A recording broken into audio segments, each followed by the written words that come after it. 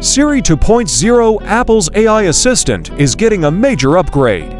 Hey Siri, it looks like you're about to get a big makeover. Rumors suggest Apple will unveil a new version of Siri with advanced AI at WWDC this year. This could take Siri to the next level to better compete with Google Assistant and Alexa. According to leaks, the updated Siri will leverage generative AI similar to chat for more natural conversations.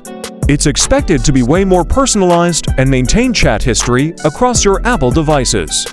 Siri may also gain new features to integrate with shortcuts and third-party services through an API. Some capabilities could be locked behind Apple subscriptions. This would be a massive upgrade over today's Siri, potentially moving from a basic voice assistant to an intelligent AI companion. Apple is playing catch-up to the AI assistant race. A reinvented Siri with the latest technology could be a game-changer. Of course, we'll have to wait for official details from Apple later this year.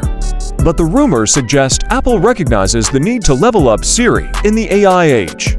A more proactive, intelligent Siri could make Apple devices far stickier. This will be an exciting update for Apple fans if the leaks ring true. Siri might finally get the glow up we've been waiting for.